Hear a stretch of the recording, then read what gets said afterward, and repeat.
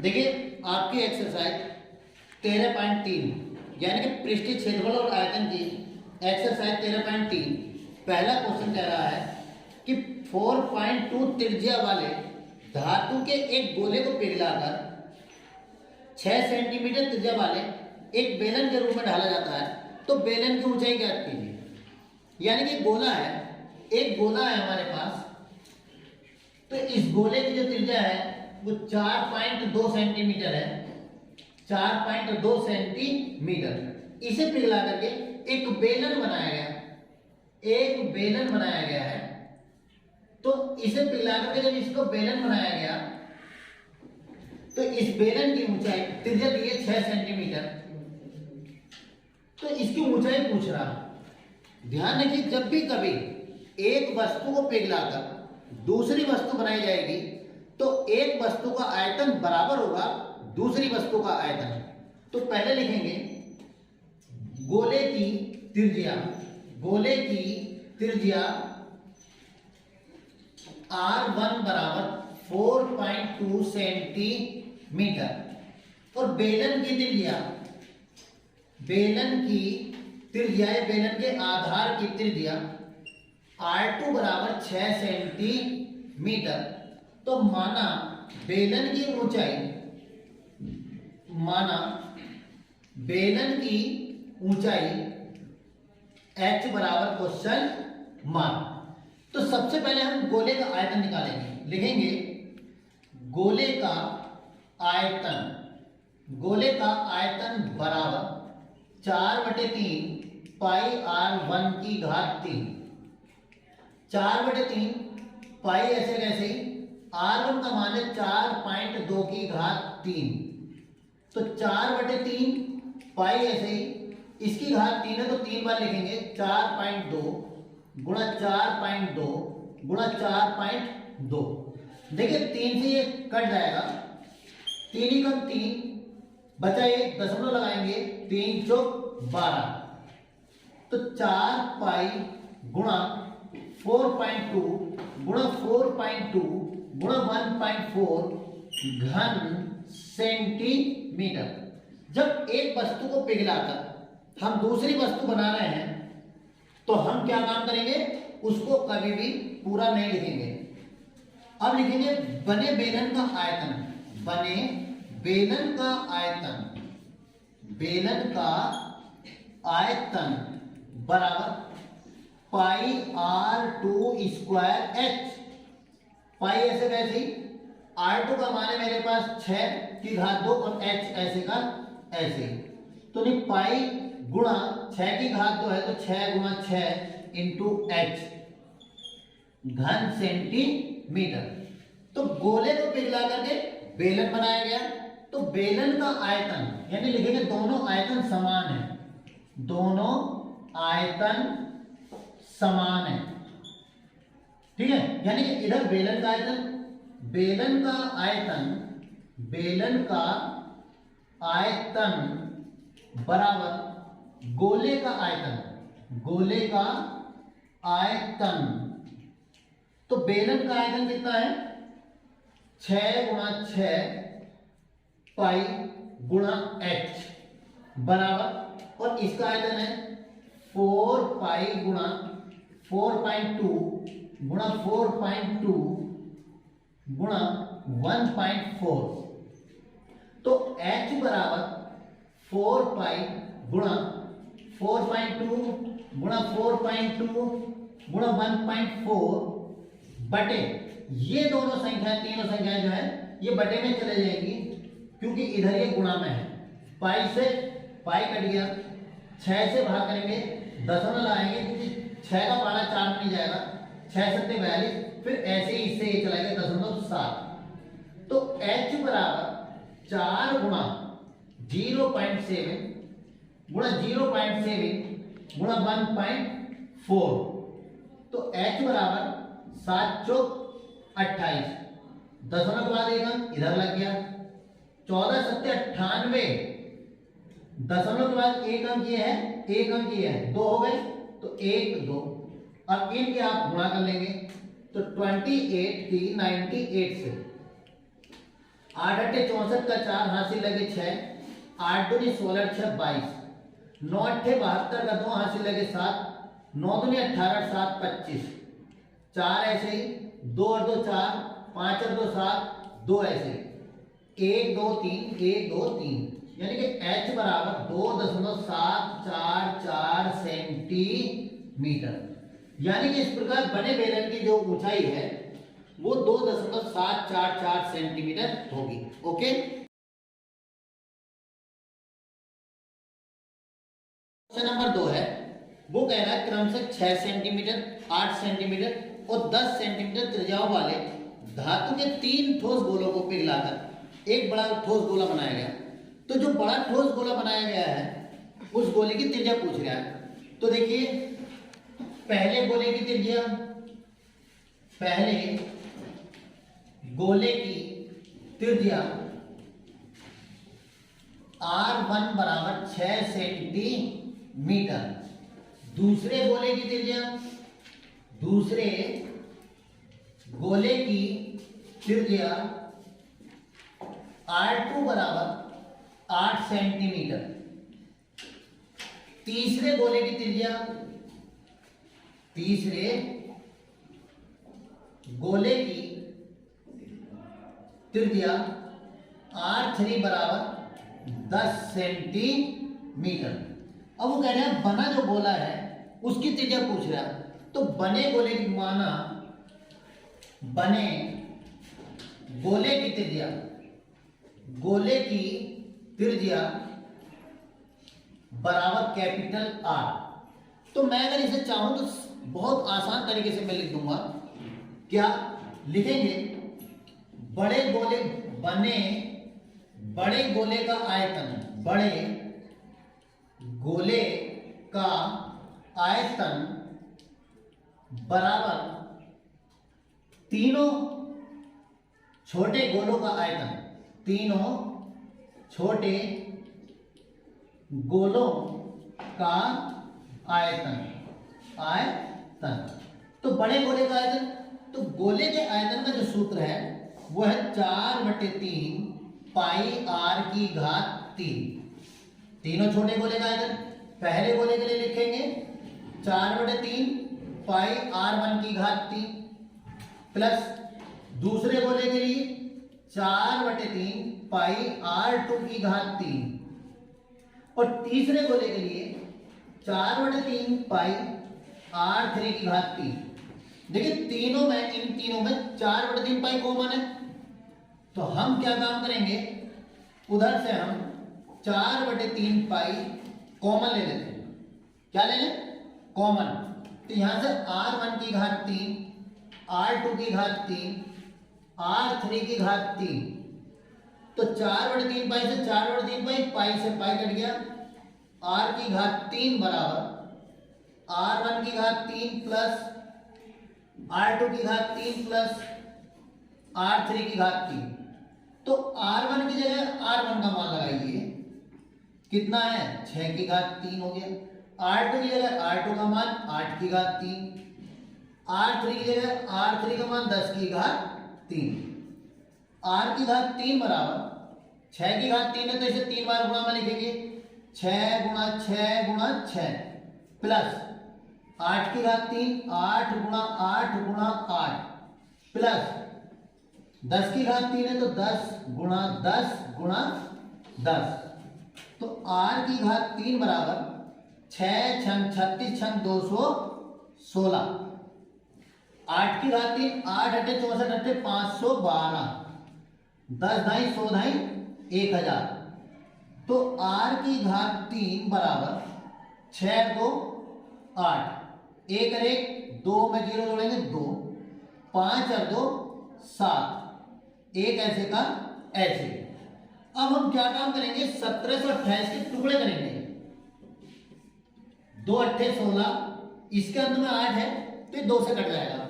2 अट्ठे 16 बचा 1, 2 छक्का 12, 2 चौक 8, 2 चौक 8, 2 तिया 6, 2 दूनी 4, 2 दूनी 4, 2 एकम 2 बचा 1 हो गया 12, 2 छक्का 12, 2 एकम 2, 2 का भाड़ा 1 में नहीं जाने का जीरो लगाएंगे तो 8 16, 2 पंजे 10, 2 चौक 8, 2 दूनी 4, बचा 1, हो गया 14, 2 सत्ते 14, 27 को 3 नम 27 और 3 तिया 9, यानी कि 1 2 3, यानी कि 3 संख्याओं के 3 पेयर बन गए। तो r की घात 3 बराबर 2 की घात 3 गुणा 2 की घात 3 गुणा 3 की घात 3। जब दोनों तरफ घात 3 है तो घनमूल लेने पर, क्या लेने पर, घनमूल लेने पर, जब घनमूल लेंगे तो घात से घात सब हट जाएंगी, 2 गुणा 2 गुणा 3, तो r बराबर 2 दूनी 4 तिया 12 सेंटीमीटर लिखेंगे। अतः बने बड़े गोले की त्रिज्या, गोले की त्रिज्या r बराबर 12 सेंटीमीटर। ओके, इस प्रकार ये हमारा आंसर कंप्लीट हो गया।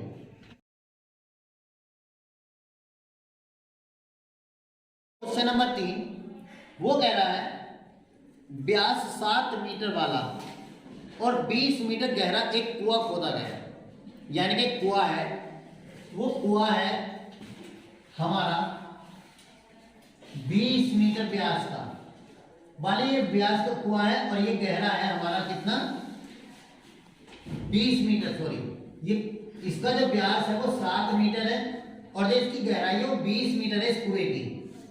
ठीक है, तो वो कह रहा है इससे मिट्टी निकाली गई है जिसे हमने समान रूप से फैलाया, ये समान रूप से हमने अगर इसे फैलाया है तो 22 मीटर और 14 मीटर के आकार में चबूतरा बनाया गया। तो वो कह रहे हैं ये चबूतरा कितना ऊंचा बनेगा, यानी कि मान लीजिए हमारा चबूतरा ये इतना ऊंचा उठ गया, तो इस चबूतरे की ऊंचाई पूछ रहा है, यानी ऊपर उठे, ऊपर जो जितना मोटा चबूतरा है उसकी ऊंचाई पूछ रहा है। ठीक है, तो हम सबसे पहले क्या काम करेंगे, इससे कुएं से जो मिट्टी निकली है उस मिट्टी का आयतन निकालेंगे। उस मिट्टी के द्वारा ये जो चबूतरा है, इस चबूतरे को बनाने में जो लगी मिट्टी है उसका आयतन दोनों को बराबर रख देंगे तो हमारा जो है चबूतरे की ऊंचाई आ जाएगी। लिखेंगे कुएं का व्यास, कुएं का व्यास 2r बराबर 7 मीटर। तो कुएं की त्रिज्या, कुएं की त्रिज्या r बराबर 7/2 मीटर। देखिए इसे काटेंगे नहीं क्योंकि ये दशमलव में कट रहा है।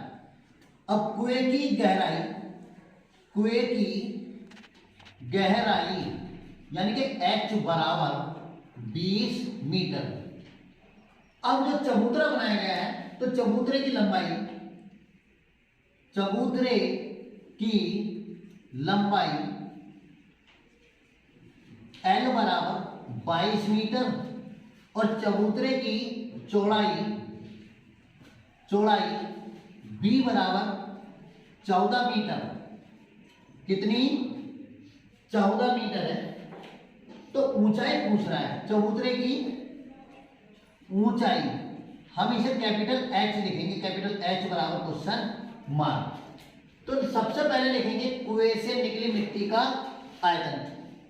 कुआं एक बेलनाकार है, जब कुआं हमारा बेलनाकार है तो बेलन का आयतन लगेगा इसमें, और ये चबूतरा है वो घनाभ के आकार का है तो उसमें घनाभ का आयतन लगेगा। तो लिखेंगे कुएं से निकली मिट्टी का आयतन, कुएं से निकली मिट्टी का आयतन, मिट्टी का आयतन बराबर कुएं का आयतन, कुएं का आयतन। कुआं हमारा बेलनाकार है तो पाई r स्क्वायर h।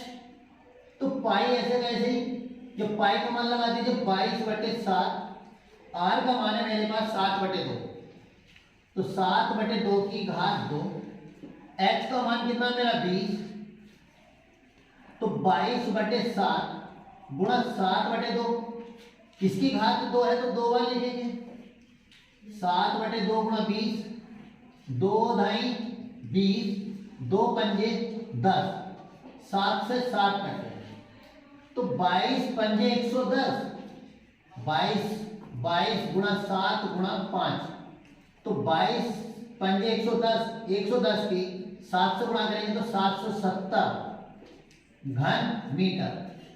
ठीक है, अरे 22 पंजे 110 तो 110 मतलब 110, 11 7 77 इतना है। लिखेंगे चबूतरे का आयतन, चबूतरे का आयतन बराबर L into B into H. तो L है हमारे पास 22 और B हमारी 14 और H ऐसे का ऐसे। तो अब इसे हम लिखेंगे घन मीटर, घन मीटर। तो दोनों आयतन समान है, दोनों आयतन समान है।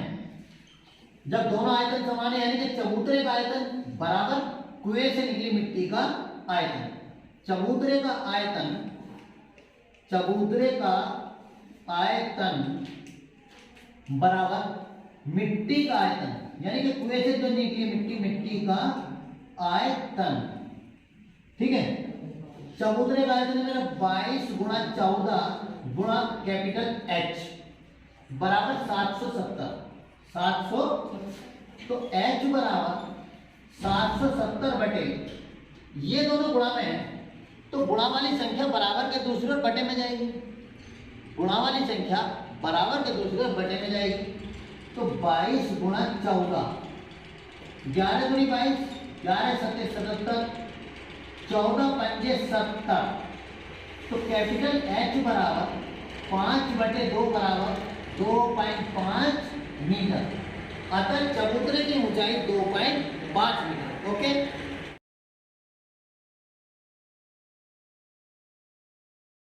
देखिए क्वेश्चन नंबर 4, वो कह रहा है 3 मीटर व्यास का एक कुआं 14 मीटर गहराई तक खोदा गया।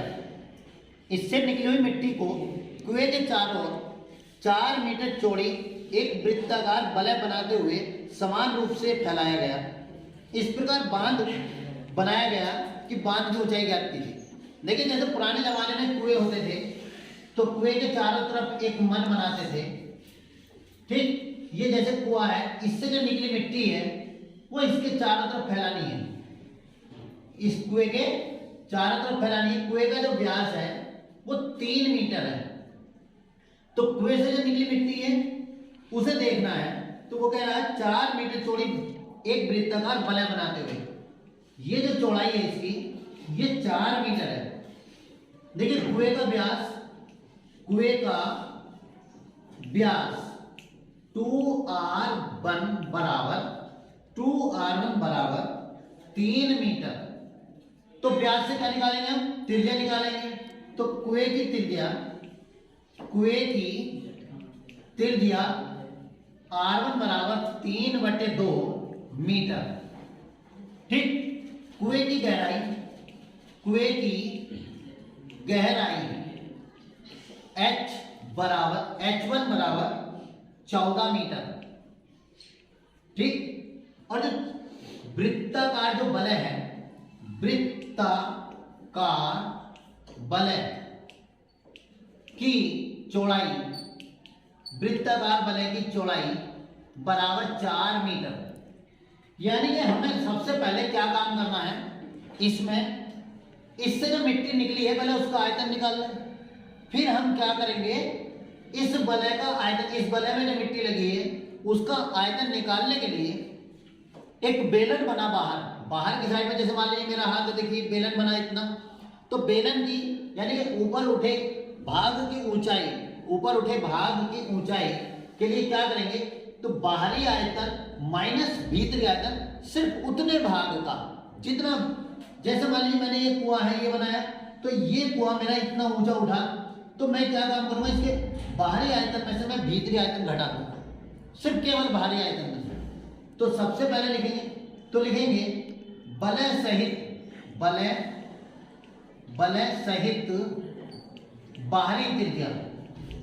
बाहरी त्रिज्या R2 बराबर R1 प्लस 4, तो R1 का मान है 3/2 प्लस 4, 4 दूनी 8 और 3 11/2 मीटर। तो ऊपर माना बलय की ऊंचाई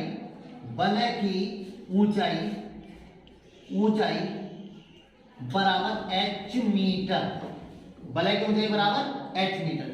तो अब लिखेंगे कुएं से निकली मिट्टी का आयतन, कुएं से निकली मिट्टी का आयतन, तो कुएं से जब मिट्टी निकल रही है वो बेलनाकार भाग में निकल रही है, तो पाई R1 स्क्वायर H1, पाई ऐसे कैसे रहने देंगे अभी। R1 का मान जो है वो मेरा है 3/2, तो 3/2 की घात 2, और H1 का मान है मेरा 14, ठीक। तो पाई ऐसे ही 3 की घात 2, तो 3 गुणा 3/2 गुणा 2 इंटू 14, 2 सत्ते 14, 3 तिया 9 सत्ते 63 पाई/2 घन मीटर, यानी कि इतनी मिट्टी निकली। अब बलय बनाने में लगी मिट्टी का आयतन, बलय बनाने में लगी मिट्टी का आयतन बराबर बाहरी आयतन, बलय का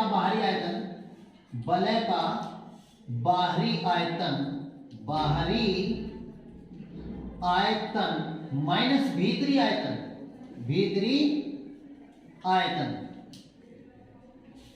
तो बाहरी आयतन के लिए सूत्र लगाएंगे पाई R2 स्क्वायर H2, यह कैपिटल H वाला है तो कैपिटल H रहने देंगे, minus pi R1 square H। देखिए दोनों में H कॉमन है और पाई कॉमन है, तो पाई H हमने बाहर ले लिया, R2 square minus R1 square आ गया। यानी कि बाहरी त्रिज्या में से यहां से यहां तक की त्रिज्या में से हम इस त्रिज्या को घटा दें तो हमारा आंसर आ जाएगा। तो पाई ऐसे का ऐसे ही, H ऐसे ही, R2 का मान है मेरे पास 11/2 का वर्ग माइनस 3/2 का वर्ग, तो पाई H यहां पर बीच माइनस एक बार जोड़ देंगे और एक बार हम घटा देंगे, 11/2 माइनस 3/2 पाई H 11 3 14/2 गुणा 11 में 3 गए कितना बचे 8/2, 2 चौक 8, 2 दूनी 4, तो पाई ऐसे ही 14 दूनी 28 घन मीटर। अब हम क्या लिखेंगे कि दोनों आयतन समान है, दोनों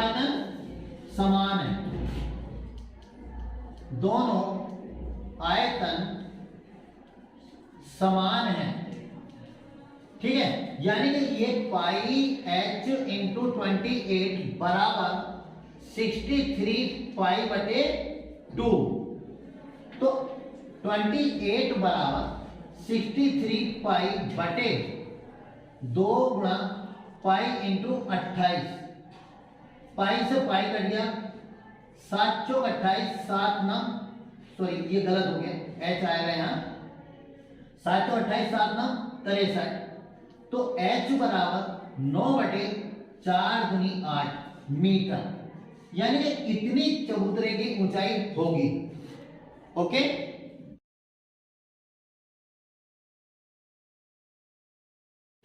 देखिए क्वेश्चन नंबर 5, वो कह रहा है व्यास 12 सेंटीमीटर और ऊंचाई 15 सेंटीमीटर वाले एक लंबवृत्तीय बेलन के आकार का एक बर्तन है।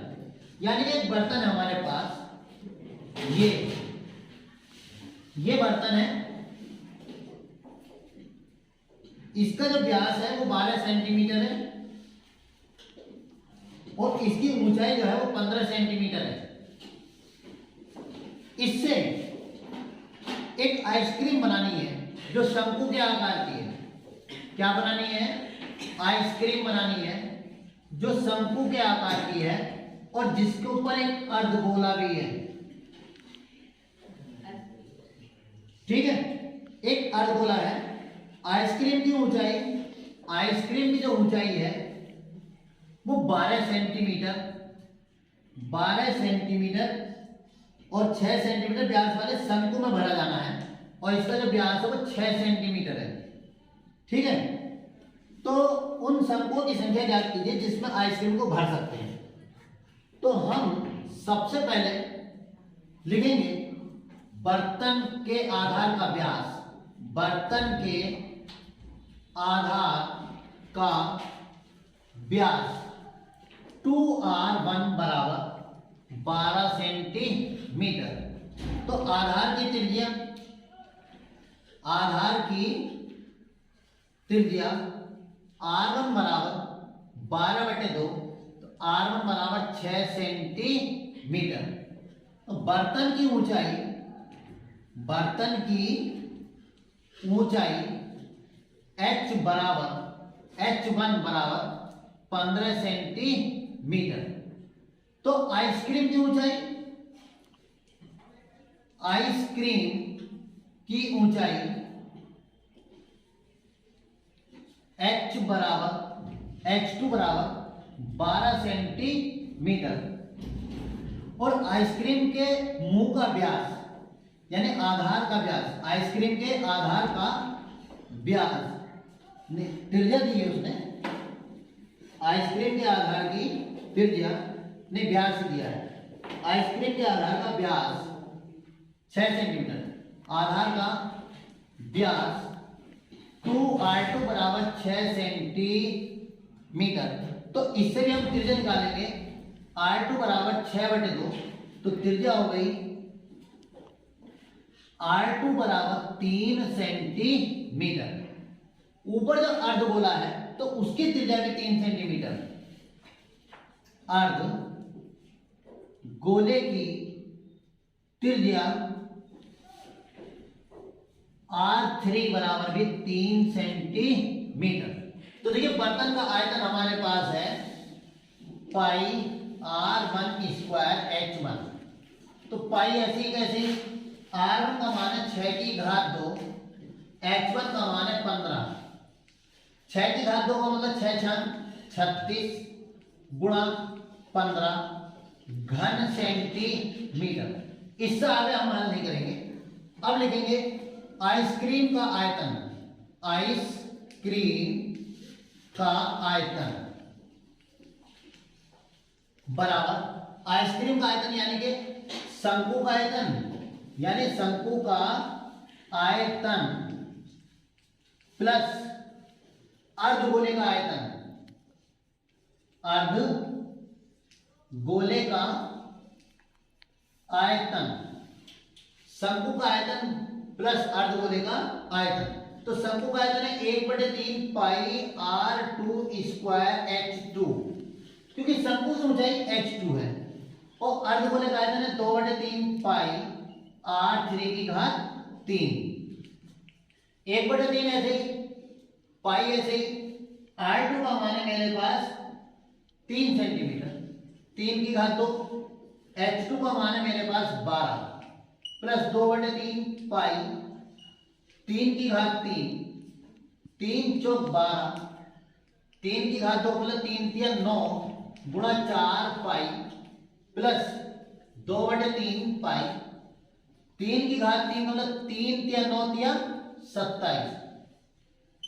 ठीक, 3 9 27, तो 9 चौक 36 पाई प्लस 9 दूनी 18 पाई, ये हमारा पाई है। तो इन्हें जोड़ लीजिए, 8 और 6 14 का 4 हासिल लगा 1, 3 और 4 है 5, 5 पाई घन सेंटीमीटर। तो आइसक्रीम की संख्या, आइसक्रीम की संख्या बराबर बर्तन का आयतन बटे, यानी बर्तन के आयतन को हम एक आइसक्रीम के आयतन से भाग दे देंगे। बर्तन का आयतन बटे एक आइसक्रीम का आयतन, आइसक्रीम का आयतन, बर्तन का आयतन कितना है मेरे पास, पाई गुणा 36 गुणा 15 अपॉन ये कितना है 54 पाई, पाई से पाई कट गया, 9 छंग 54, 9 चौक 36, 3 दूनी 6, 3 पंजे 15, 2 दूनी 4, तो 2 गुणा 5 बराबर कितना हो गया 10, 10 आइसक्रीम उसमें भरी जाएगी। ओके,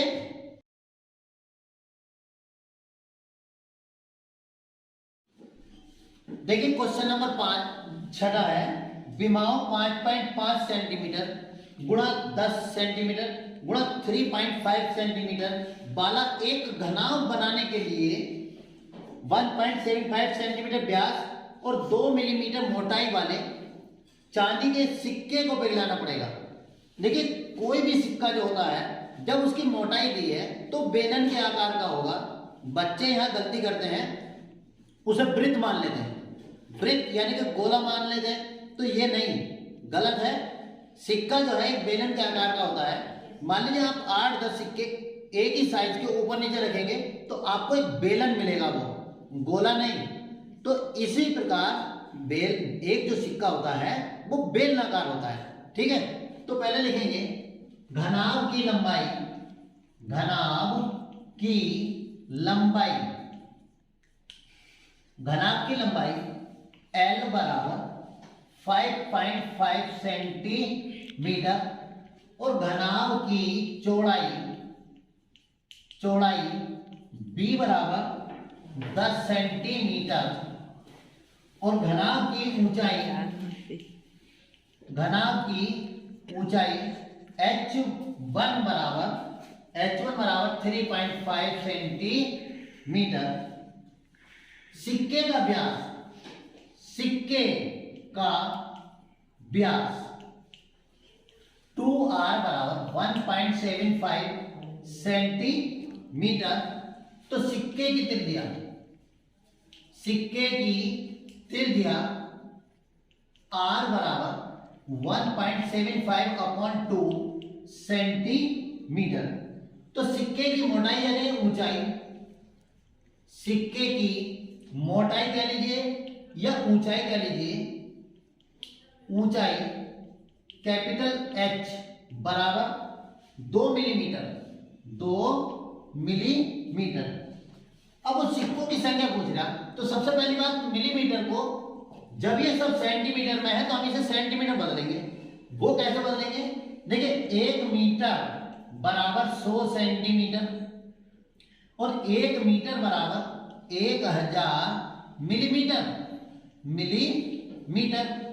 तो 1000 मिलीमीटर बराबर 100 सेंटीमीटर के। भाई दोनों मान एक ही मीटर के तो हैं, इसलिए हमारे जो है 1000 मिलीमीटर बराबर 100 सेंटीमीटर। तो 1 मीटर, 1 मिलीमीटर बराबर 100 बटे 1000 सेंटीमीटर। इन 0 कट गया, यानी कि 1 मिलीमीटर 1/10 सेंटीमीटर। यानी इस मिलीमीटर को मीटर में बदलने के लिए हम 10 से भाग करेंगे, तो H बराबर 2/10 सेंटीमीटर।